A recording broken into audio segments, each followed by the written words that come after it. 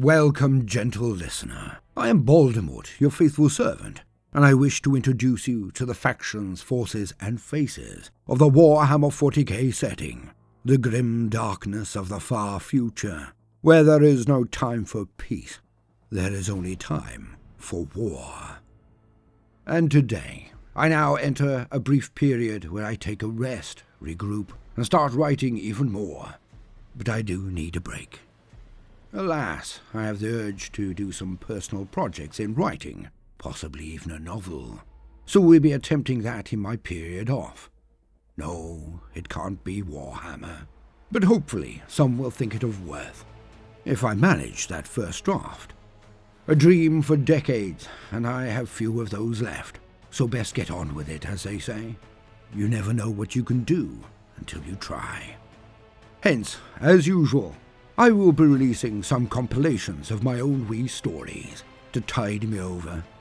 YouTube can be a harsh taskmaster, and videos need to be uploaded continuously. So, in this period, I put out collections to paint or sleep with. I hope you enjoy this compilation for what it is, and I thank you, gentle listener, for all of your support over the year and years. You truly have changed everything in my life. Thank you. I can only hope that I have made some kind of beneficial impact in yours. Now, to the stories.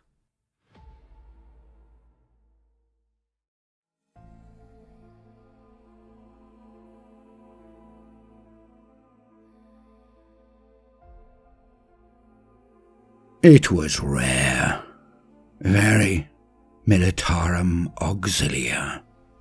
They were of the 73, and not high up the list of purity either. Most of the time, these things were in a form of semi-quarantine. I remember when I read the orders assigning some of them to my theatre. It was like someone threw a cup of cold vomit right in my face. We'd fought hard for months, held ground none could have dreamed stable. No air support was possible, but the most blatant, and thus the least useful in this scenario. We'd not been reinforced for all that time. Resupplied, of course, but not rotated out. We were supposed to have been overrun weeks ago, according to wide-eyed convoy men. Top brass could not believe it, so they dared not cycle us out. We'd been the only units able to hold them at the tree line. And this was the most horrible of postings. Jungle warfare. They came at any time, odd times, all the time. Wave after wave of them. All would be still, but never silent, of course. There was always a cacophony going on in that damned jungle. Then, out of nowhere, a scream would rent the air, and then they'd all bellow that horrific war cry of theirs before hurling themselves at us time and again. If we broke them, they always came back. If they hit us, they made bloody bits of our lines before we withdrew, formed up, and drew up new firing lines and cut them down with volleys. We lost the 13th, 15th, and 19th before we learnt to do the unpalatable. So, sometimes we even fired into their melee and hit our own. But if we didn't, they simply charged the next block of us and repeated the carnage. We lost the 17th due to hesitancy. Never again. We fought back each time, of course, but they were huge. Muscular, fast, ferocious, feral, and deadly. Greenskins. Orcs. They made recon nearly impossible. Most think of them as morons who are little more than animals, but this is not the case.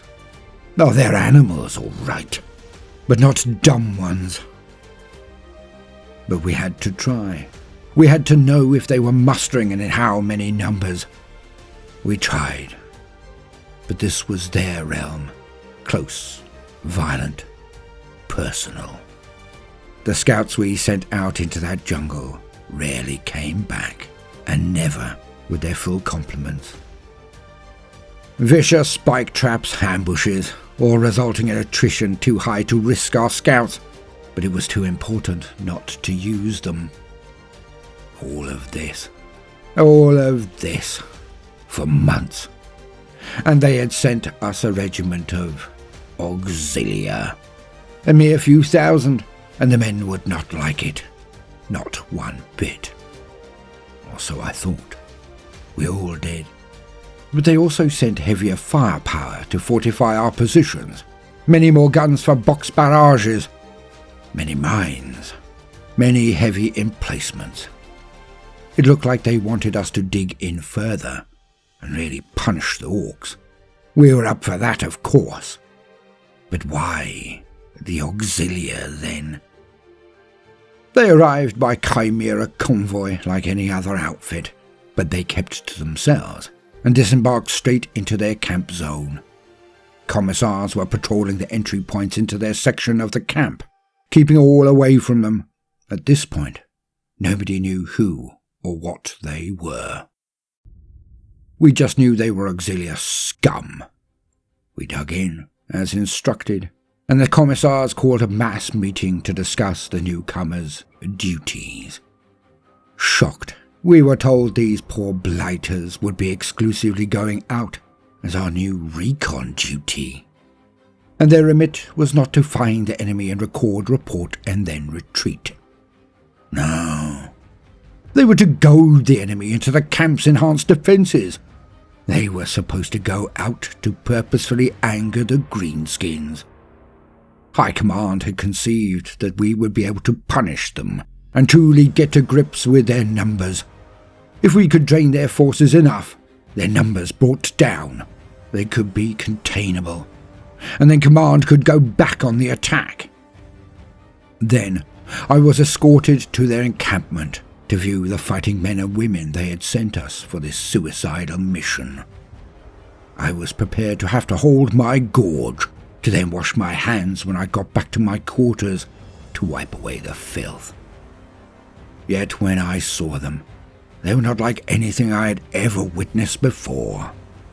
My escort was a set of commissars that looked like they ate their own kind for breakfast. Hard men, even amongst the elite of the Schola Progenium. These were the commissars that would execute an entire company with their own hand, rather than see even one of them retreat. And then I saw them, stood to perfect attention, rank upon rank of them. They looked so much like us at a distance that I was relaxed when I came closer, and instead of fearing them, I viewed them more as a curio, an oddity. They snapped a simultaneous salute every bit as sharp as my own men. They were rigid, disciplined, well-trained, at least in this regard. I could only hope that they would be as effective as my own men, but I could not see how they would survive in that terrain against that enemy. Jungles filled with greenskins, feral orcs, for none of them were particularly big. None could make it into a grenadier formation, is what I thought then. Each was wiry, barely a scrap of fat on any of them when I went in for closer inspection. Each had a short, downy set of fur across every inch of them. I had worked with feral world regiments before, but this was not being unkempt or shaggy. They had fur on their faces. Their eyes, that was the worst of it. Those slits instead of circles in the middle of their orbs, it made them feel more different than they were in any other regard. Even when one answered my bitten-off question and revealed their sharp teeth and huge canines, it was still the eyes that were the most disconcerting. Like being watched by a dragon or another otherworldly predator. But they acted just like my own men, at least while I was present. When I discussed their position and duties with their commissars, I expected sneers and shrugs, or even outright rebellion. But no. I was shocked to be told that they knew their role, and were looking forward to taking the fight to the Xenos scum. I shook my head, for despite their hard exteriors, these commissars quite obviously did not know what they were talking about. could they? To be so blasé about their orders, for they spelt certain death. Again, so I thought. It was the first engagement that wiped away my concerns, and after the third, I was not even concerned about them being in the same camp anymore, and certainly not for their safety out there in the perpetual green of the jungle. They were simply amazing. I learned to never question High Command again, for they must have been divinely moved to give us such warriors. They were gifts from the Emperor himself. For these Felinids, they went out there, hiding in the trees, crouching in long grasses, darting in and out of shade and shadow, while the orcs tried to get closer to our fortifications so we could not order massed bombardments without hitting ourselves. The Felinids danced around them like they were Grok's cattle herds. Time and again we witnessed the Felinids come running back to our lines and diving over the embankments and palisades even. Their speed and agility were terrifying to behold. And every time they darted home, they dragged huge mobs of orcs with them, directly onto our well-prepared firing lines. The slaughter was soul-enriching, life-affirming. Often they would then go out again to check that the full extent of the orcs had been destroyed. Entire carpets of twitching greenskins lay before our ramparts. We sent out details to clear and cremate them, always while being watched over by our Felinid allies. Over the next weeks, the haul from each goading party of Felinids became thinner, and finally, their officers asked if they could coordinate large sweeps into the jungle to take the fight to the orcs. And with them watching over us, supporting us, drawing smaller groups of orcs into well-prepared traps, the amount of heads we had taken was the envy of the entire army. Despite their strange genetics, these warriors were the toast of the camp near every night. We were winning this war now, because of a mere 2,000 of them.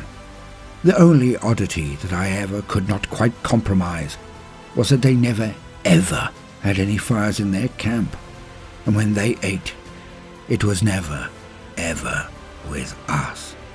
But some things are best left alone.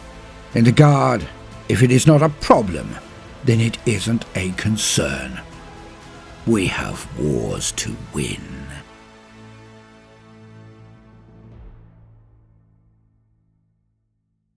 Spacious, but entirely empty but for two large chairs. Simultaneously, two doors opened at either end of the room, and one man walked through each portal, a line of servitors following them. From one party, the servitors carried stacks of paperwork. On the other, there was barely a page to be had for each servitor. On the top of each of the pages was a single title: Macabian Janissary Dispositions. The two walked to meet each other and bowed to exactly the same degree, at exactly the same time, then straightened and took the additional pace and clasped hands in welcome. The two looked so similar, dressed in ceremonial robes of high office. One was marked with the sigils of the Administratum, the other was that of the Munitorum. The Administratum official was the one where the servitors' arms were filled with papers, the Munitorum the one lacking for their thralls. The two smiled at each other and traded a few moments of small talk. How was their family member? How was their arboretum? They had done this so many times over the centuries, for both were recipients of rejuvenation and longevity treatments. They knew the dance, trusted each other as much as any could when dealing with an operative of another wing of the mighty Imperium. Then, finally, they got to the reason of the meeting, and the servitors approached and passed papers to the men. Then they conversed in earnest. The Administratum delegate sighed at his readouts, and then stated wistfully, Do you remember when we used to have these meetings before? How our places were reversed? Opposite. Me bringing the staggering reams, the reports of their losses. You having but meagre requisition orders. Indeed. It has always been tedious, stated the Munitorum official. I did not look forward to these bi-decadal meetings before. It's been too long. We both know this is no fluke, no flash in the pan. Not after this long. No, it is not. And it is only getting worse. It is. I am glad you see it too. I feel so odd about this. Surely, we should be cheering, should we not? I know, I feel it too. Half of me sees this as a light in the overwhelming darkness. The other half sees it as a potential calamity of unfathomable proportions. Well put. But what if the Ministorum truly takes stock? They knew this before we did. They must have. It can only be the Primarch, then. Primarchs. Aye, true. It's all so new. The first returning as well. I cannot believe it. We should sing praises to their names, give thanks to the Emperor. Of course, for their return. No, not just for that. For their returning now. You think it is only they who prevent, well, the obvious. Yes, if they are not on their knees in supplication, even they cannot move against the returned blessed sons. True, but for how long? The way things are going, a century maximum, surely. We could ask for the services of the Minotaurs. I fear it might take a lot more than a single chapter. Even the Minotaurs. A lot more. We could cut off resources and turn a possibility into a certainty. No. We have the Scions as well. Perhaps we should place them back onto the front lines properly. But we have, as always, we are the most accommodating to their preferences for the most rugged of theatres. They should have been dying at the same rate. Oh, yes. Oh, indeed. Confessions. I worked hard. For a decade I stove. Once, there were regular ships, lots of opportunities. Now, hardly any. So I had to work harder than anyone else on my planet. Millions of us. Millions who wanted this one thing. To go there. To give homage. To pray before the statues. To give thanks. Some might even dream to become one of St. Drusus's own warriors. But not I. I prayed, remembered my scriptures word for word. No action for the Cardinal was too small for me. No deed done without absolute devotion. I would not waste my time dreaming of an impossibility. I would just do this. And somehow, I managed it. To be chosen. To be able to go on the pilgrimage to Macabius Quintus. Only 100 of us from this continent would go. But I knew I had to be one of them. My first memory is when I heard of his greatness, how he smashed the Xenos, crushed the traitors, broke the unrighteous over his knee. Drusus, the living saint. And from that moment onwards, all I wanted was to say, thank you.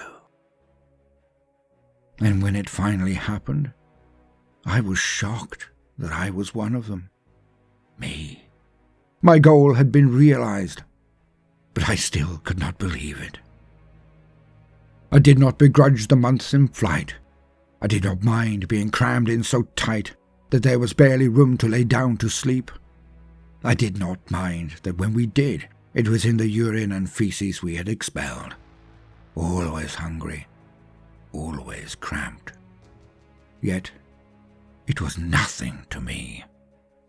I was going. I would be able to walk where he walked, to see the skies that witnessed his rebirth. I would touch the very ground that Drusus himself stood on. And it was everything I had dreamed of. More. The huge statuary, the long marches of temples and sanctified marble avenues. I wept when I saw him, all in gold and silver. I screamed my devotion to the god Emperor. And, over the time, somehow, I was chosen again. We were all marched into arenas, tested and retested, we pilgrims, for stamina, for courage, for speed, for skill. And I was brought into the ranks of the militia itself. But it kept on happening. I did what I was instructed. I obeyed without thought, without reservation. Every breath I took, every step taken, every act or action performed, I did to my fullest, as a devotional to him, to Drusus. I, like trillions of humans in this region, only did so because of him, because of Drusus. But strangely, this was all that was needed. This was enough. I could never understand why. It was so easy to give in, to become filled with his light, his example. Why could others not do this? And so, yet again, I was chosen. Again, I was blessed. And I became one of them. The dream I never was able to even wish to dream. The hope I knew could never become reality. It did. I was one of them. The training was hard, but again, I just did as I was instructed. I did what the god Emperor and his saint would want. I obeyed. So many died in the training, so many lost their life to fatigue or misunderstanding. They failed because they lacked the one thing that made me so potent. They died because they lacked faith. And now, I was a Macabean Janissary.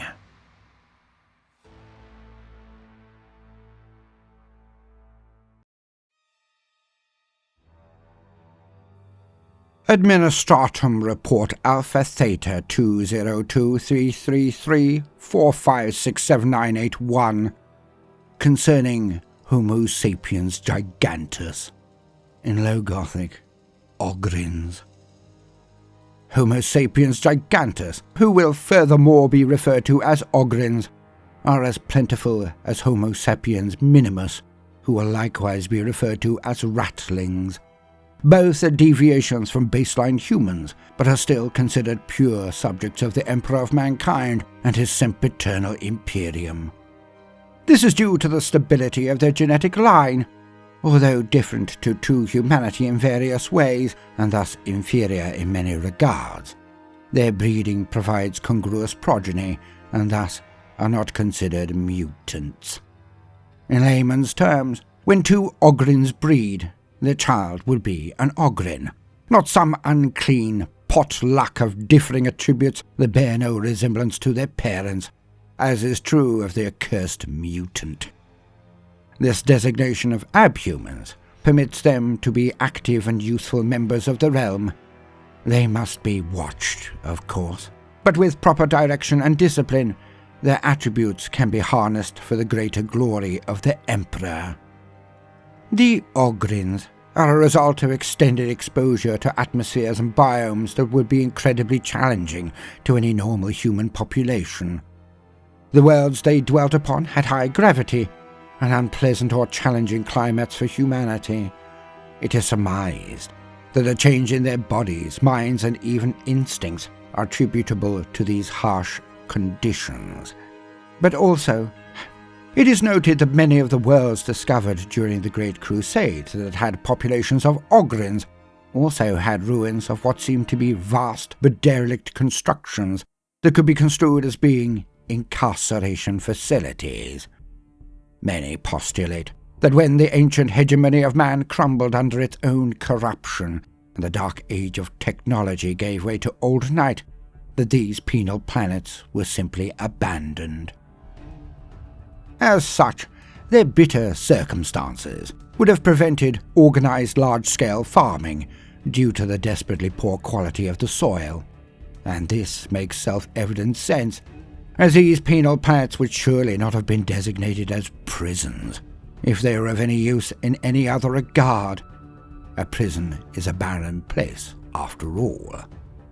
Over the thousands of years between those dark times and the present perfection of the Imperium, the humans on these planets changed. On such barren and often dangerous worlds, survival would have been a matter of strength, endurance, aggression, and dominance. Might not just making right, but meaning life itself, as it has always done in a universe so afeared of the perfection of humanity. With the added factor of the base population being almost entirely comprised of felons, who had performed acts so unspeakable or so violent that they were deemed so dangerous that they had to be banished from the human culture entirely, it will come as no surprise to any with even a modicum of sentience that the prevailing culture of such a demographic would be utterly brutal and without any virtue whatsoever.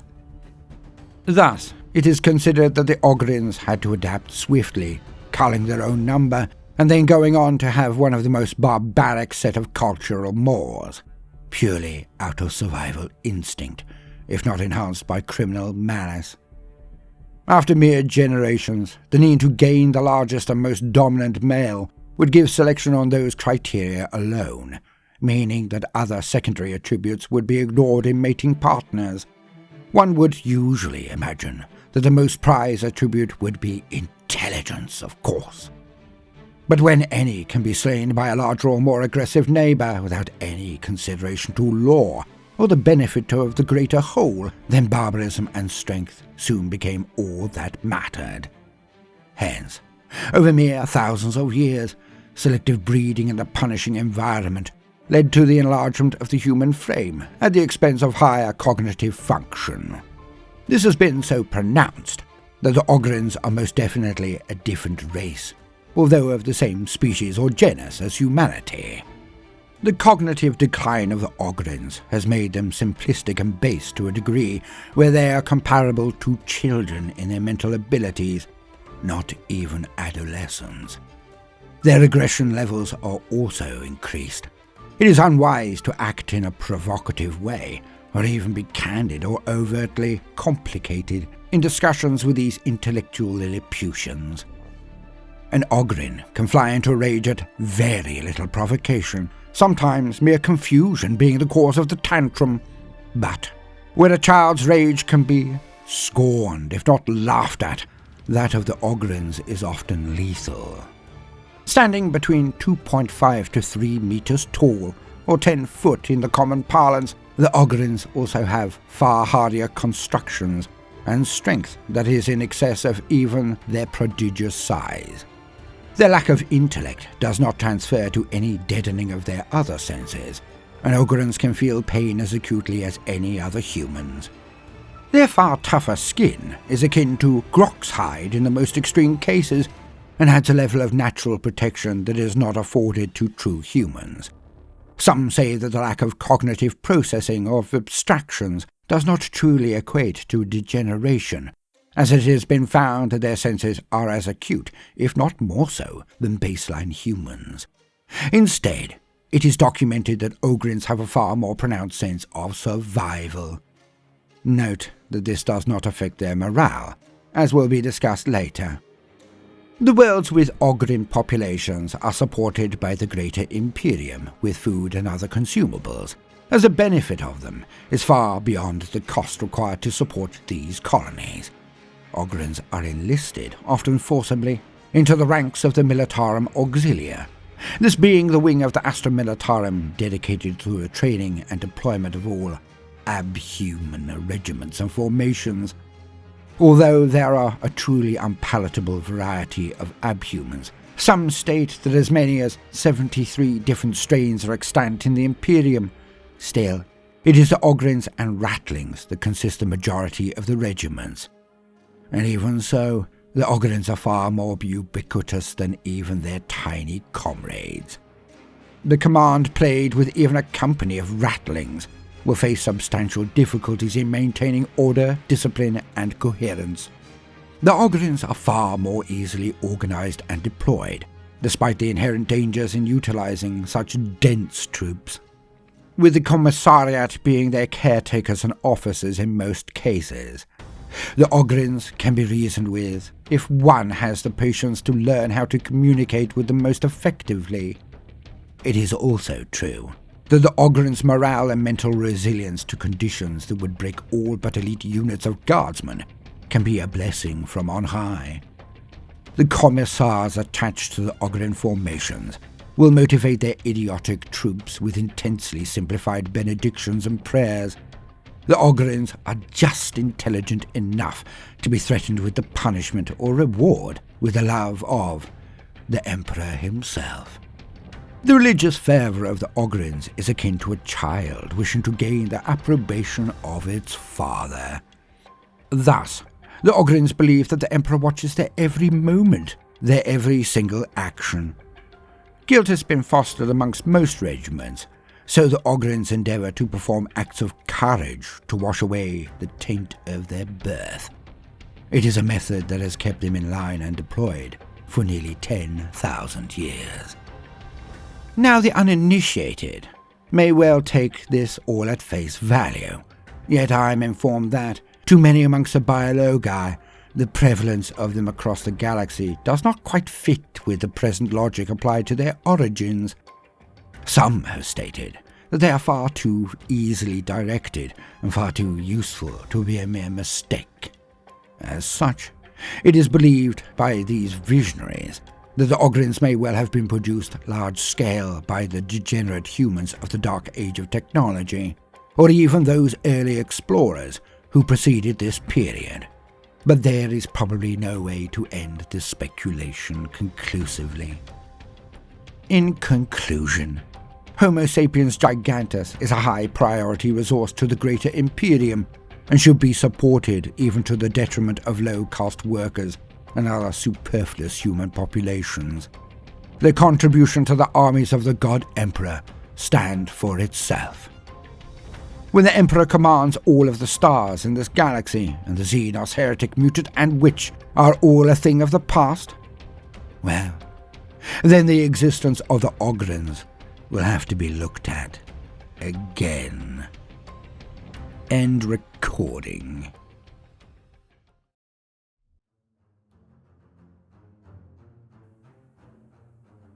Helm in the crook of his arm, Centurion Valspar stood atop the walls and looked down. It was a ritual he performed each and every day. Readouts, data screeds, and reports gave him more detail than his naked eye could ever compromise, ever detect. Yet he always performed this ritual every single day. He did this for many reasons. Some he even knew consciously. Others were just implicit in his warrior's heart. He needed to smell the air, to look into the eyes of those that defended the walls. He noted their armor, their supplies, their stances, their whispered comments as he passed through the ranks. It gave him more knowledge than any cold, sterile report. Numbers. All of it was numbers according to his enemy. But in his warrior's heart, Valspar knew that numbers alone do not win a battle. Numbers alone do not tell the full story. Numbers alone did not tell him what he truly needed to know more than anything else: the measure of the morale of his men. The traitors had howled at their gates for weeks now, always burrowing beneath his walls, always hurling fire at his shields. His morning view was punctuated by a dazzling display of lights and fire, as the sieging barrage slammed into the void shields hour on hour, day on day. He knew they had nothing that could smash them down. They seemed to know it too, but kept up the fire anyway. The constant strain of wondering, is this the barrage that takes it down? Is this the day that they have that one extra weapon, that one extra gun that overloads the defences and opens the doors to explosions and death raining down directly onto this great hive? At his right, the clicking and clacking of the Mechanicus Magos on its strange walking apparatus always vexed Centurion Valspar. It came with him every day, disconcerting his honour guard, causing so many more of the beleaguered defenders to be thrust further away from him, just to allow their passage, making it harder for Valspar to make out the whispers that followed in their wake.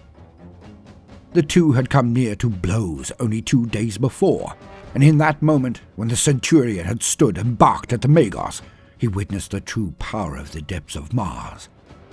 The red cloak had flown back, and underneath it, a half-dozen tendrils of metal cords had erupted, each with weapon of rare and lethal craft at its end, every last one pointing at the Centurion as it screamed at him in binaric cant. Even then, Valspar had not been intimidated, or knew of the strength of the Astartes and the protection of their warplate. Valspar had no doubt that any of the Magos' weapons could cut straight through his armour and slay him, if they hit. But few truly understood or factored for the speed of the Astartes. It had always been an oddity that Valspar could never understand, until he witnessed an attack of transhuman dread.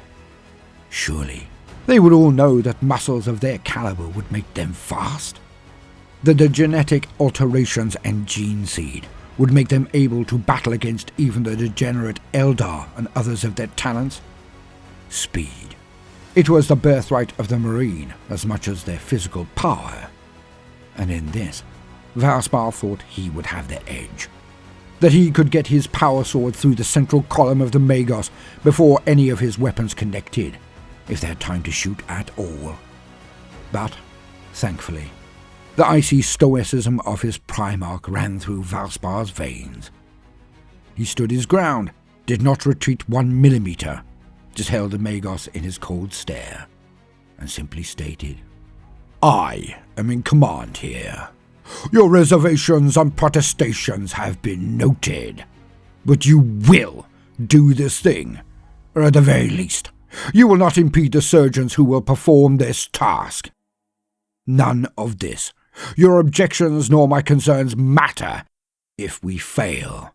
I do not have the Marines to stop them if there is a large-scale incursion.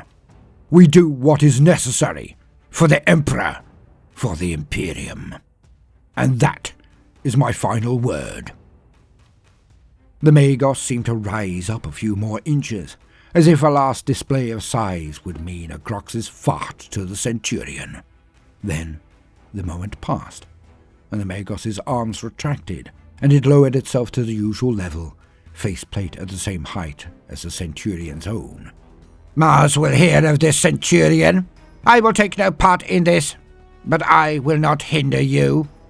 Mars will only hear if we are successful, and if that is the case, then Mars can apply for my punishment through the usual channels." And so, the process was performed. It only took a few days, but Valspar had ordered every last surgeon at his disposal to assist in the change. A surprise was coming for the traitors. Oh yes, it was. It was only 2 days later that they finally did it. It felt like the entire hive was shaking, as if the world itself was shrugging and struggling. Then it began. The traitors used termite assault drills as Valspar had predicted they would. Termite noses erupted into the lowest levels of the hive, disgorging hundreds of the grey-armoured traitor marines, their markings making them look like a swarm of angry wasps, the hazard stripes proclaiming their origin and intent. Iron Warriors. This was their forte, their best role, siege. Yet Valspar and his men wore the pure yellow of dawn. They were Imperial fists. Like a tidal wave finding tributaries to burst, the traitors surged forward and up through every thoroughfare they could find.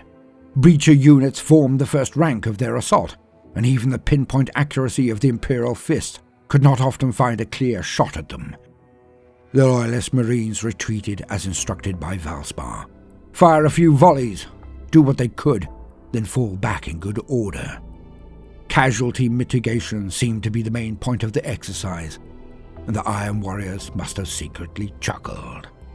As they would have seen it, eventually the Imperial fists would have nowhere else to run, nowhere to hide. And this would be the last gasp of a beaten defender.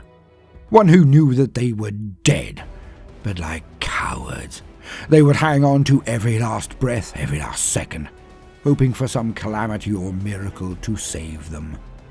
Pathetic. But these were not hardened Iron Warriors. These were inductii scum, thrown into the tunnels to overwhelm the defenders. They did not have decades of experience, thus they did not see how they were being fed into the one section, the one segment of defences. All of the tributaries that they had marched down all led to this one bottleneck, as intended. A cavernous hall, with the one huge set of blast doors all that remained, before they could get into the hive proper. Once there, the traitors would slay with impunity, surging through hundreds of walkways, corridors, or tunnels. They knew it as well, could practically taste their victory, and the blood that they would spill over the hours and days to come. When the Iron Warriors marched into the hall, their cheer resounded. Yet, as they charged forward to place their charges and bring down the last door, they were met with the best the fists could muster. On the walkways above the blast doors, the fists fired down with las and grav cannons, punching straight through the shields of the breachers and the men behind them, or crushing them where they stood. Heavy bolt of fire pushed back those who were not instantly killed by the hails of death. Still, the Iron Warriors pushed forward. And then, just as they neared the blast doors, expecting to have to bring them down with melter bombs or breacher charges stolen from the now heaped dead shield-carrying Marines, the hall erupted with the squeals and screeches of metal on metal, and the doors slowly opened wide. Again, the Iron Warrior inductii gave voice to their adulation, screaming a howl of victory. The elation soon died off when they witnessed their doom. As the Iron Warriors had been like a river, the things now coming through the door were more like a rampaging herd of bulls, all stampeding towards the Iron Warriors. 10 foot or more at the shoulder, head to foot in void armor.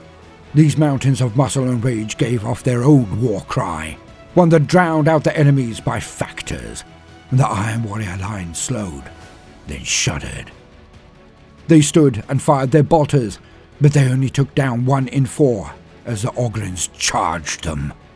When the Ogryns hit, the size and strength of the Ogryn bowled over the front rank of traitor Marines, who were crushed underfoot by the Ogryn stampede. With rage that approached that of World Eaters, each massive Loyalist warrior was filled with combat stims that gave them enough speed to counter the inductii. They had no hands, they held no weapons. Where the lower arms should have been, were these blades and drills and slicing weapons. The berserk Ogryns swung about themselves, slamming back those who were not impaled, and the sheer horror, as any who were impaled then became geysers of blood. The pronged weapons acted like spears, punching through the armor of the Marines. Then, when inside the Astartes, they would spring open, forcing the bodies to practically explode apart. The Charonite Ogryns were unstoppable. Any they could not outfight, they simply worked with others to storm forward and barrel over. When on the ground, these iron warriors were stamped on, or smashed with the pincers and chainsword effects of the Charonite weapons. The iron warriors were being butchered, but they could not retreat. As more of their number came through the tunnels and pushed forward, the front ranks of Inductii could simply not escape their fate. Even still, the Charonites were still human of a sort. They died one by one, taking many with them, but eventually they were no more. At this, with hundreds of iron warriors dead, those that remained gave a last, rather half-hearted cheer, only for this to die again as the Imperial fists set off blast charges across the entirety of their ingress points, bringing every tunnel down and crushing scores or even hundreds more traitors beneath it. When the tremors of this last explosions ended, the Magos sent a brief vox query to Centurion Valspar. "Why use Charonites if you were going to bring down the tunnels?" Valspar smiled as he responded over the vox. "The enemy was watching throughout all of this. Now, when they think to attack us, they will know we have ways to make them bleed. This will give us another week, if not more."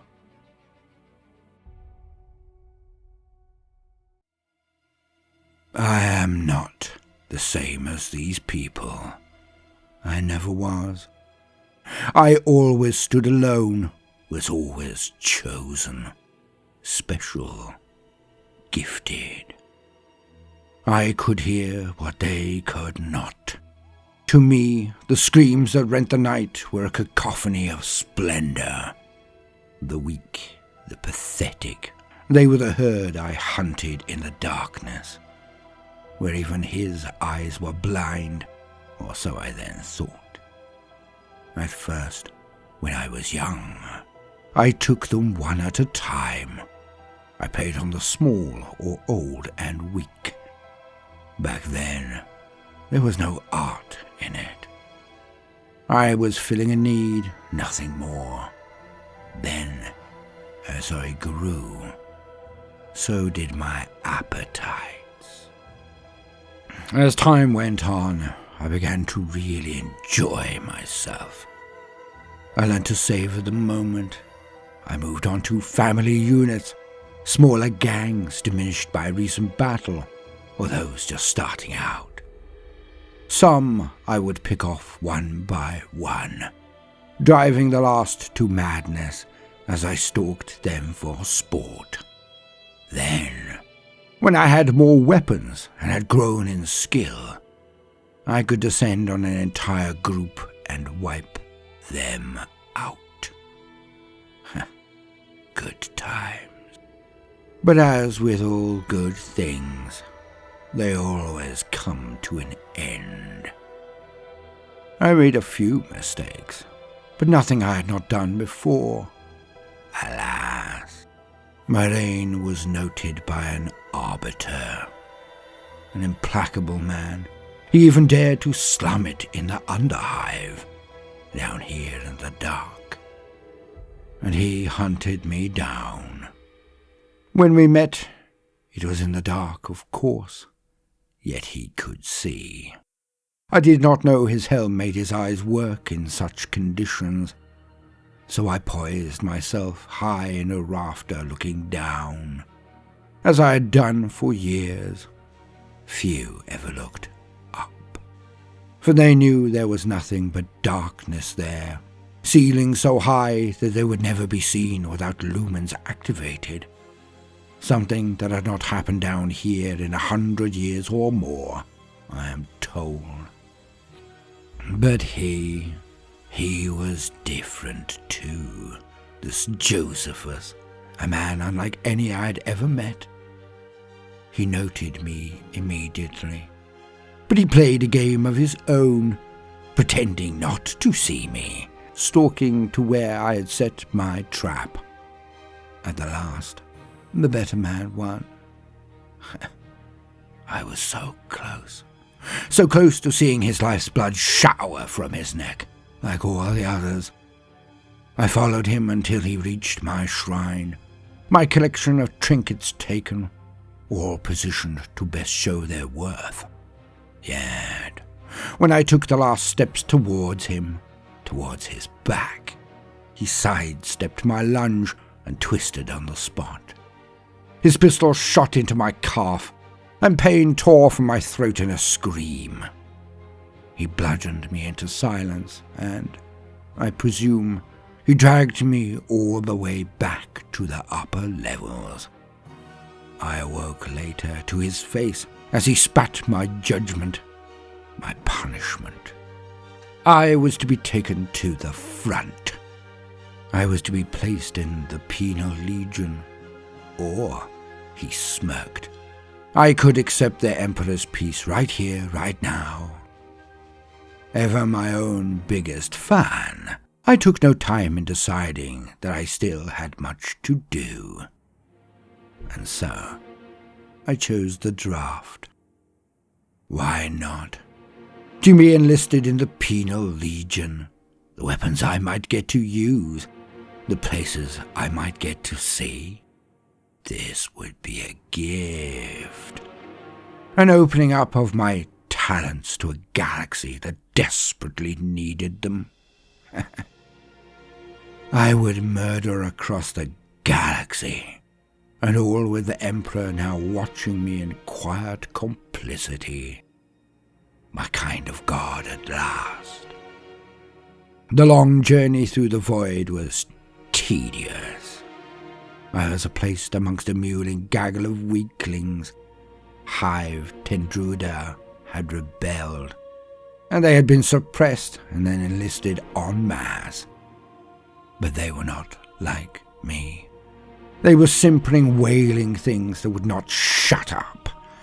And each night, when the lights went out, I thinned the herd of its most vocal moaners.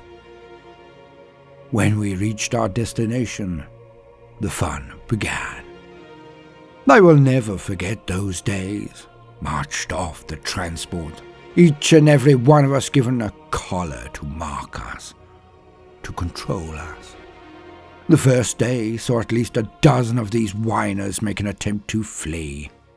One of the fences was obviously weaker, and off they went, trying to get under or over it, then off into the forests that surrounded our compound. Most here were near paralyzed with fear at the open skies above us. At night, we could even see the moons, things I had always thought a fancy. But as the dozen or more got 3 paces from the broken fence, it happened. Dull thuds went off as each of their collars exploded inwards, and their heads flew into the air. It rained skulls for a while. I had to stifle a chuckle. None of us could escape now. The collar would blow our heads off if we tried. The fully manned heavy stubbers on towers above us dissuaded a mass movement towards any of the entrances. They only had rudimentary gates. Why bother with more?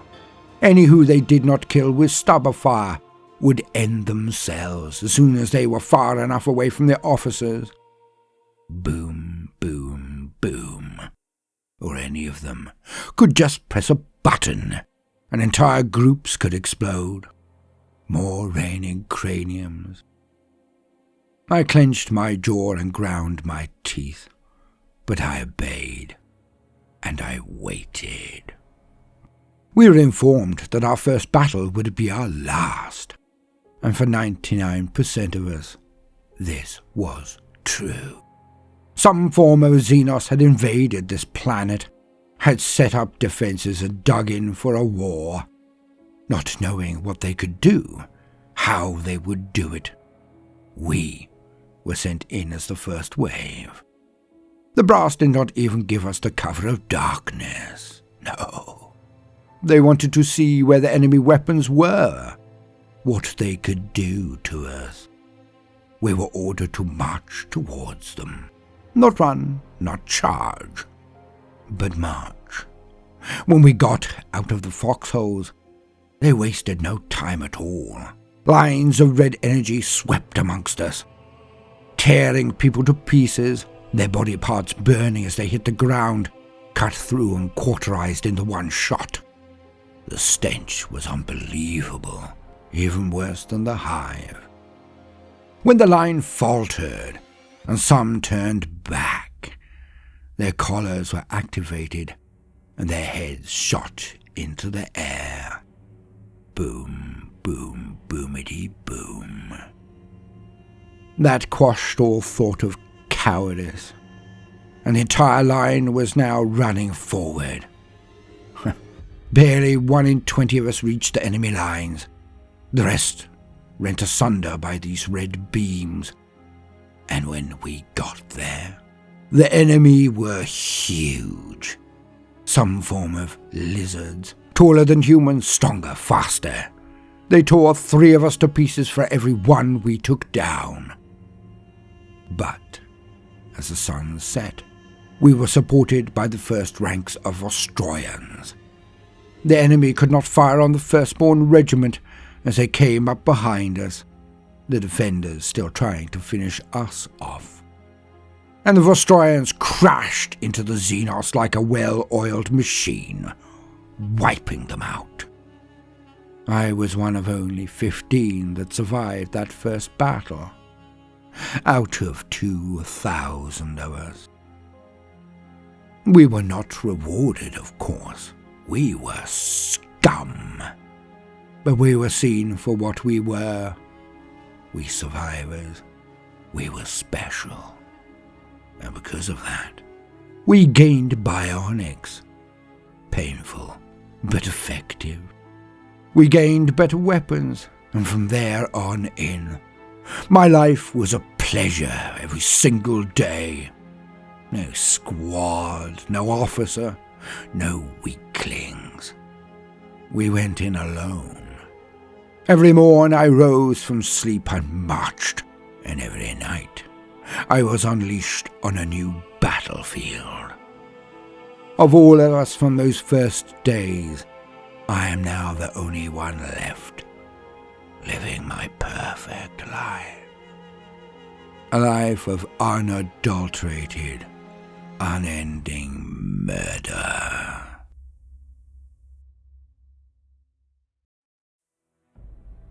I have been Baldermort, your faithful servant. If you have enjoyed these stories, then do consider liking and subscribing, and tipping with a super thanks if I've earned your bounty this day. There is a link to the Patreon in the video description also, if you feel that generous. But more importantly, now, no matter what you do today, do try to make some time for fun. Toodaloo.